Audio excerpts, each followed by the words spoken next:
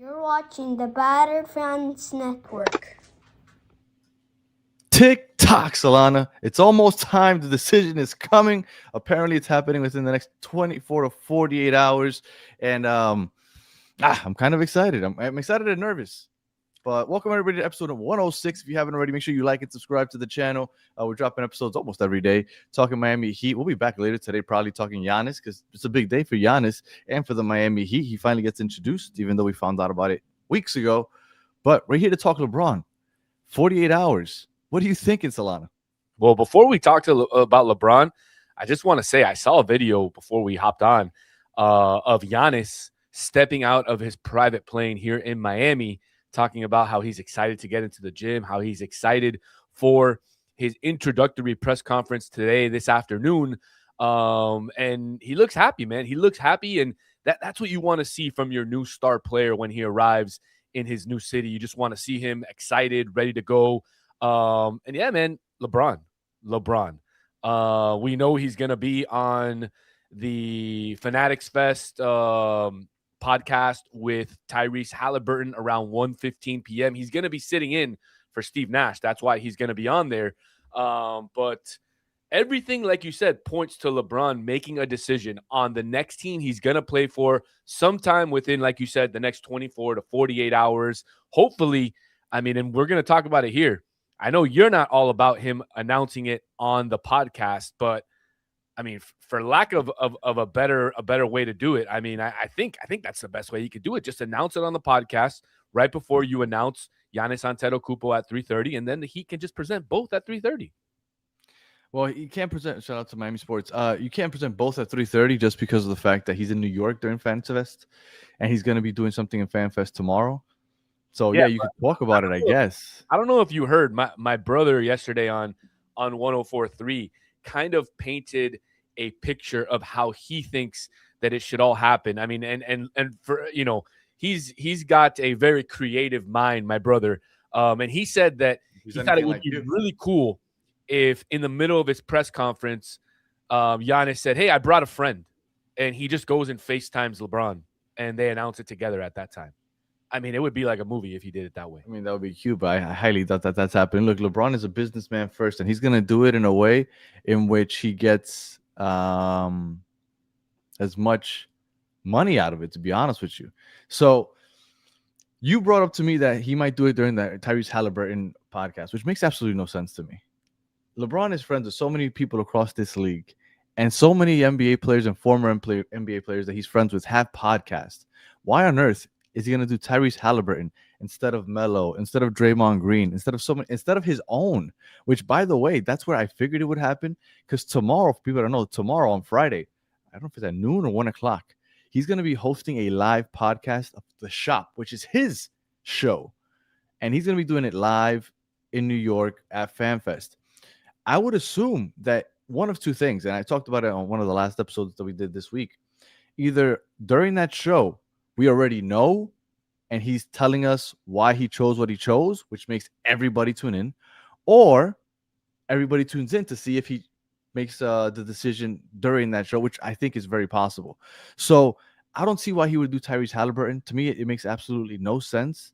Are they that close? Like maybe. I know that they played together in the USA team.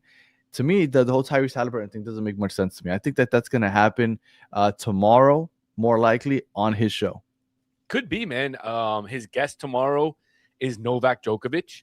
So it would be an interesting podcast. Although if we already know where he's going, right, and he's going to talk about that on his podcast tomorrow with Novak, I just don't see how that's must see, TV must see show.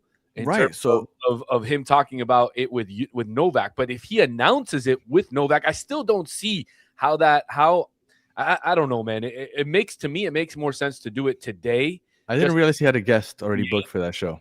Yeah, I just looked it up. Again, I think it makes more sense to do it on a basketball one. Then I understand he has his own, the barber shop style talk show that he has, The Shop. It makes sense. It makes sense in either way, in either forum. But again, you're going to be talking to another NBA player today. I mean, it just makes the most sense. But man, I just don't want to wait any longer. We just continue Yeah. to wait and wait and wait.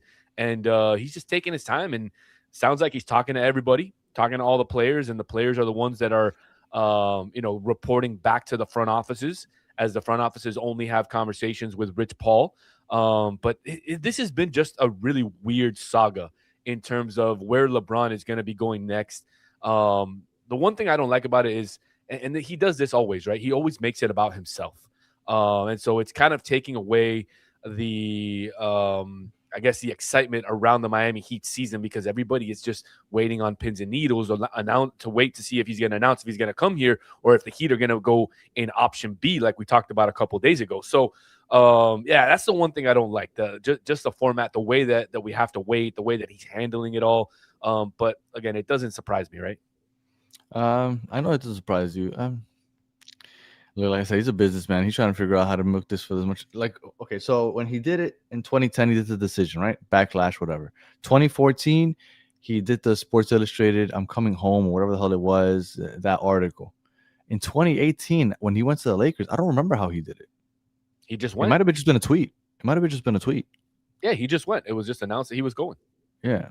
So he's done it 3 different ways. I don't know. I think that it was a new wave, right? Because it was the decision, it was Sports Illustrated magazine article. 2018, it was a tweet, I think.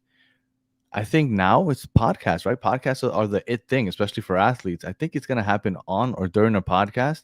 The only thing that would surprise me is if it's just a random, like he's on the podcast and he just brings it up.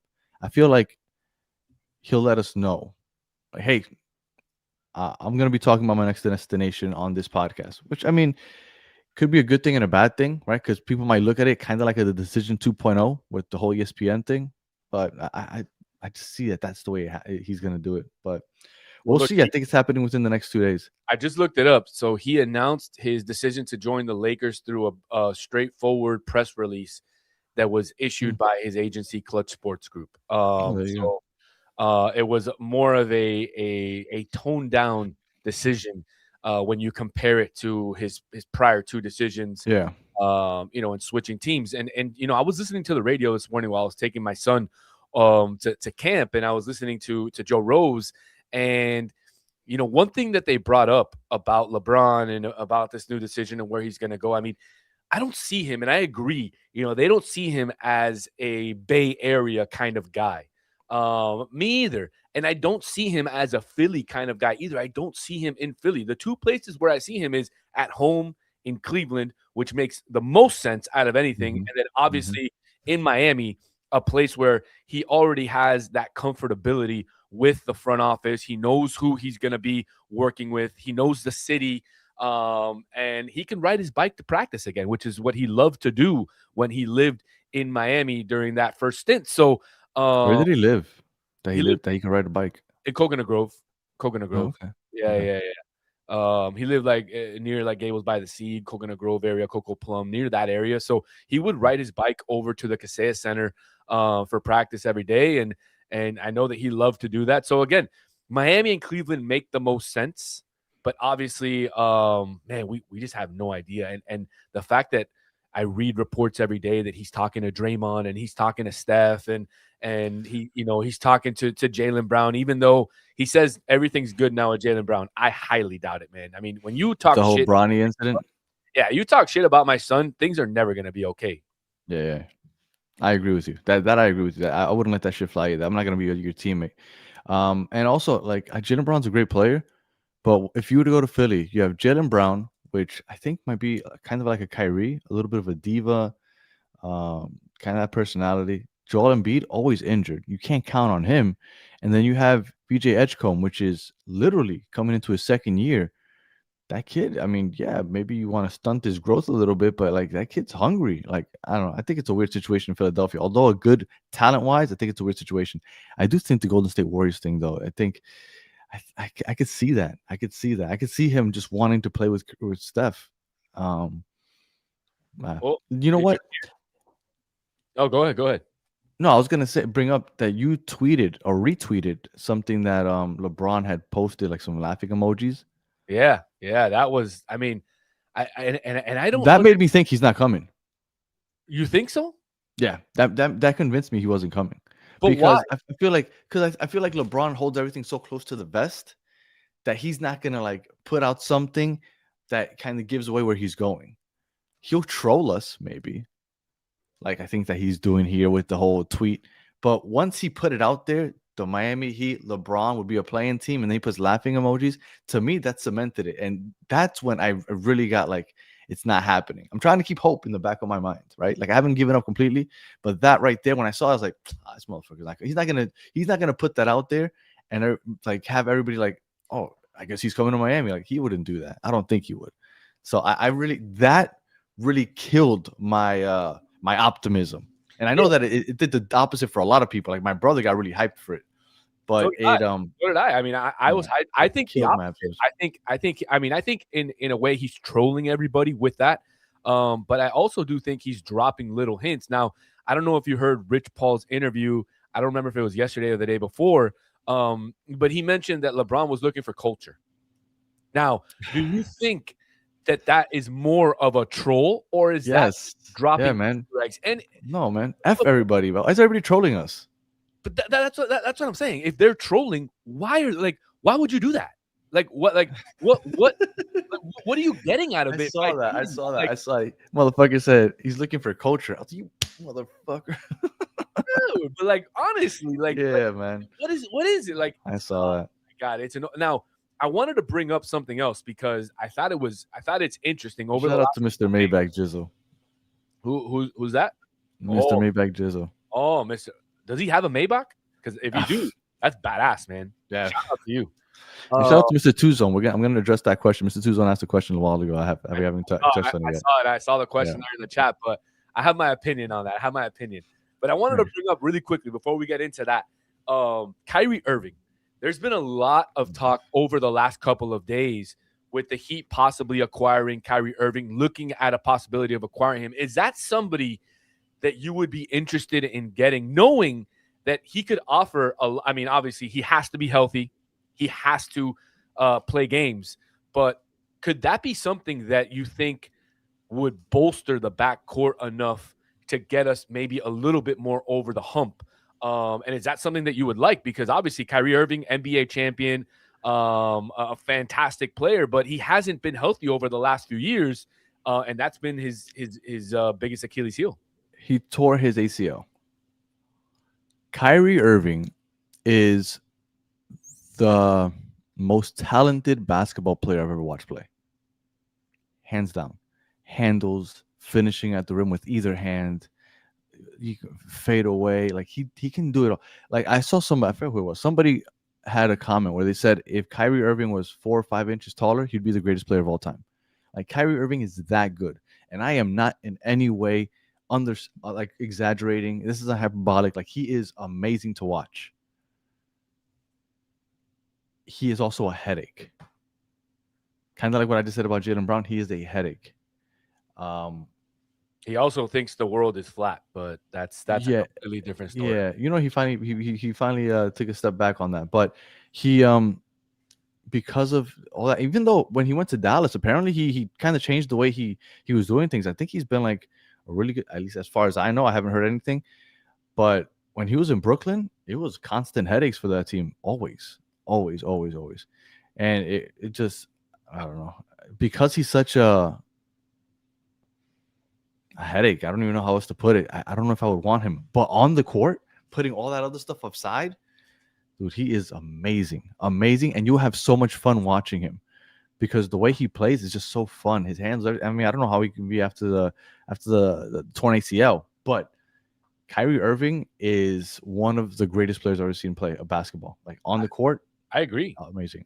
I agree 100%. And to answer Miami Sports question, so Yahoo Sports has reported a couple of different scenarios. The first one would just be the Heat sending Jovic, Wiggins, and draft capital, like the 2029 first-round pick, to the Mavericks in exchange about trading Wiggins for him. Kyrie Irving. Now, there are a couple more scenarios that I see here that are really interesting. For example, there is a scenario here that Yahoo Sports tweets out, and they say that the Heat could possibly trade Wiggins, Jovic, and a 2029 first-round draft pick to receive Irving, Naj Marshall, and Max Christie. Now, that's an interesting trade. Now, the other one, there's a variation where they include Wiggins, Jovic, and Davion Mitchell and picks in exchange for Irving and Klay Thompson. So that is one of that's the right. ones. They're in Dallas. And then there was another one that came out from a Cleveland outlet where it was more of a complex 3-team trade where there would be a framework of sending James Harden to the Heat. The Mavericks received Jared Allen, Jovic, and Schroeder and Davion Mitchell, and Kyrie Irving heads to the Cleveland Cavaliers. Obviously, that would probably signal the return of LeBron to Cleveland to close out his career. So those are the 3 kind of big scenarios that I've looked up over the last few minutes and was able to bring up. But personally, so all this Kyrie talk, does like any of that? Well, does any of that Kyrie talk involve LeBron? Obviously, if Kyrie is coming here, most likely it means LeBron is coming. I don't know. I don't think Kyrie doesn't like LeBron that much. I disagree, man. I disagree. I think even though he's come out and said that he regrets leaving and that he kind of wishes to. Look, I don't know, man. I think Kyrie's a head case, man, and I don't know what's happened in Dallas. Maybe, like I said, maybe he's on his best behavior now, and maybe he's changed. Maybe he's matured a little bit, but I'm telling you, I watched him a lot in Brooklyn. For those that don't know, I'm from Brooklyn. Once Brooklyn got a team, I started watching him, and I watched him a lot when he was Tim, Kyrie, KD. That guy was a head case. Well, let's talk about another head case. Let's talk about KCP because that guy is a absolute huge head case. The only guy I know who couldn't play away game. Yeah, man, he couldn't play away games. We're talking about shit. Now I can't remember his whole name. I know who he is. I just can't remember his whole name. I call him KCP also. But we're talking about the same guy here who couldn't play away games. Caldwell Pope, right? Caldwell Pope. Caldwell Pope. He couldn't play away games when he was playing for the Lakers. Why? Dude, he was arrested and he had a restraining order or some sort of thing where he couldn't leave the state of California. So he couldn't play away games. You didn't know that? No. Yeah, man, I'm looking it up right now so I can give you a better idea. But yeah, so during the 2018 season, because he had a legal matter, it restricted him from leaving the state of California. So he served a 25-day jail sentence for probation stemming from a previous DUI. And then he was granted work release that allowed him to only play in home games and practices. I mean, this guy's a head case. I'm sorry. No, I mean, I've never heard too much about him being a head case. Look, I'm not a proponent for drinking and driving. You know, he did his time, whatever. But like drinking and drive, I thought you were going to tell me something a lot crazier. Like he couldn't leave for he missed 3 games. It wasn't that bad. Again, no, he missed a lot of DUIs are bad, but and also it was 8 years ago. I mean, he had to wear an ankle monitor, bro. That's wild. Yeah. But KCP won with Denver after all that. Yeah. And he won with the Lakers. Because he was wasn't he part of that bubble team? The bubble team. He was part of the bubble team, and he did beat the Heat in the in the famous bubble NBA finals. You know, the one that Dragic. Hey, I have a question for you. Yeah. Completely off topic. And I'll ask the chat also because I'm curious. Some people like to discredit LeBron for winning the championship in the bubble. I watched the Heat make it to the finals that year also.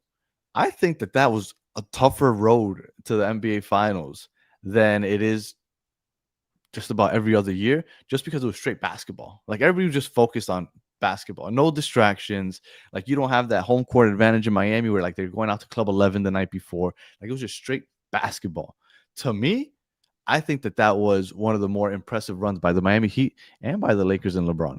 And do you discredit the bubble? Because I think that was just straight basketball. I mean, I think the Heat had a little bit of, I don't want to say PEDs in their system, but that big face coffee definitely had something to do with the Heat's run. But I agree with you, Danny. I think it was the most pure basketball, the purest form of basketball that we could possibly see as NBA fans, as Heat fans. Because like you said, there was no fans anywhere, so there was home court advantage. No home court advantage. You can't get them to go to clubs the night before or anything. It was literally basketball eat, sleep, basketball. That's Yeah. all those guys did. It was awesome. So I loved it, man. And there was Yeah, me games too. going on every day, all day. It was It was kind of like awesome. it was unbelievable. I mean, We were still locked down, so Yeah. it was awesome. I loved the bubble. Obviously, what was going on around at the same time sucked, but I mean, it the sucks basketball part of it, yeah, it's it awesome. sucks that Goran got injured. Obviously, you know, Yeah. that he went through all those injuries in there. And I think the Heat definitely had a chance to win that year. I mean, Jimmy was unbelievable in that playoff run. That was the Eastern Conference Finals against Boston Yeah. that Jason Tatum got rejected at the rim. The rim. I have that shirt. But man, that was a very, very fun season. And I agree. I think it's harder to win in that sort of situation than it is to win in the situation that you currently have, because there are no distractions like that. I mean, you are purely focused on just playing basketball for the next 24 to 38 days or whatever it was. And again, it isn't like that in today's game. So no, man, there should definitely not be an asterisk. That was one of the greatest inventions by the NBA to do that. Yeah. Yeah, man. And then I remember Tyler Hero's stank face. That was a moment. Like, that was a fun run, man. That was fun. I don't support that guy anymore, though. He's not on my team. Well, it was a rookie year, man. That was his coming out party. He came out a rookie. He was balling. Like, well, look at this guy. But yeah. All right. So we think it's happening on a podcast, either Tyrese Halliburton today or the shop tomorrow. At least that's what I think. I think you more or less agree, right? It's going to happen on a podcast at some point. Yeah. Maybe it'll happen on Battered. Maybe we'll invite him. Wait. Real quick, Mr. Tuzon, I'm sorry if you guys answered this, but what are your thoughts on Miami pulling Ryan Conwell from Summer League? I never seen them do that. I wasn't aware that they did that. When did that come out? I know he didn't play last game, but I wasn't aware that they pulled him out of Summer League altogether. Well, Yeah, why you I'm actually researching right now. All right. Just to see if there was anything. Well, while you look that up real quick. Oh, well, here it is. Ira Winderman tweeted it out yesterday. Ryan Conwell has been sent home from the Heat from Summer League with the staff confident they had seen enough from the second round pick. So why not give him more run? I think that's fine. I mean, I think if you already know what it is you're going to get from him. No, there's more to that. There's more to that. You think so? Hell yeah. He's balling, so that's it. Let's pull him. Nah, there's more to that. Yeah, maybe they're going to trade him. Maybe. Because that's weird. Maybe they're going to trade him. Yeah, no, that's weird. No way that he's balling out. You're like, oh, that's it. I've seen enough. Don't play anymore. No, that's BS. I don't believe that in 1 second. Now, real quick, one thing that could ruin today, Giannis introductory, and again, we'll be back later today to talk about how the Giannis thing, whatever he says, even though, those things are pretty general and whatever, but we'll still be back on to later today to talk about it. One thing that LeBron could do that would be really effed up is if he announces that he's going somewhere else, like an hour or half hour right before Giannis gets introduced. That would be messed up, because as hyped up as everybody is for Giannis, and I'm hyped up, I think it's really cool. I can't wait to see him go ahead, hold the jersey up and everything. A little part of me is going to be disappointed when LeBron decides, and if he doesn't come, I'm going to be disappointed. I can't help it. I'm going to be disappointed. And I think that would really mess up the Giannis press conference, for me at least. I don't know for anybody else, because although I'll be happy, a little part of me is going to be like, damn, we didn't get LeBron, despite I'm watching Giannis here getting introduced. So I hope that LeBron doesn't do some F-boy stuff like that, because that would suck. I mean, he would, right? He would do something like that. He would. Now, I'll tell you, if he does announce today, like you said, he's, again, that podcast is like at 1 something. So it would probably be a couple hours before 3 o'clock is when Giannis gets introduced. Press conference, correct.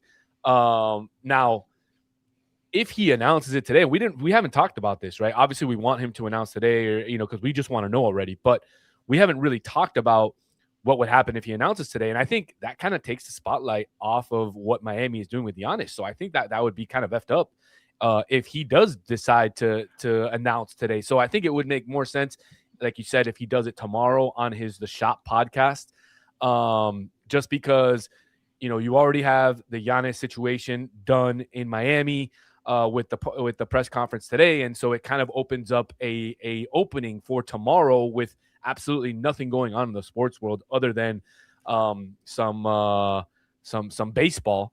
But we are Baseball comes back. we are in the lull, the dog days of summer here where there's not a lot of sports. So I think tomorrow might now that we talk about it, tomorrow might be a better day, unless he wants to take the spotlight off of Giannis. And if he does, and he announces that he's going somewhere else, oh my gosh, that would be absolutely. Well, if he announces today and he's going somewhere else, that's messed up. If he announces today that he's coming to Miami before Giannis goes on to do his press conference, I think it's a celebration. I think Giannis starts being funny. I think it'll be a fun celebration. I think it'll be awesome. Well, maybe if he announces on the podcast, he could hop on a private jet and make it down here for the 3:30 press conference and be a part of it as well. I mean, that would be cool.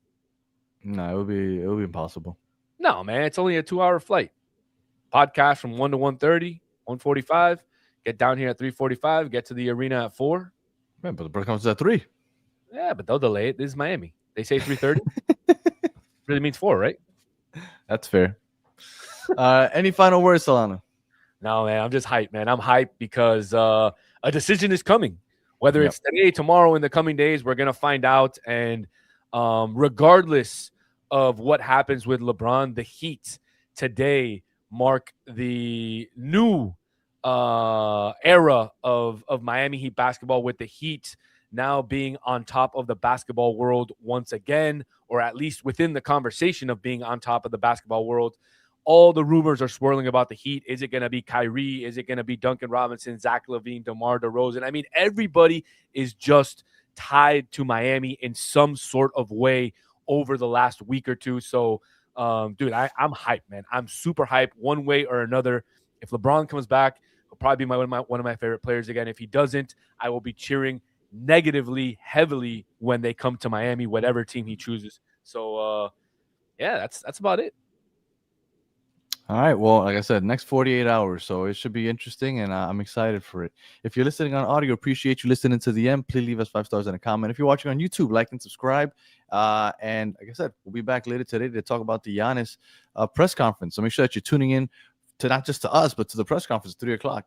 So we'll see you guys later today. Until the next one, have a good one. Hasta luego.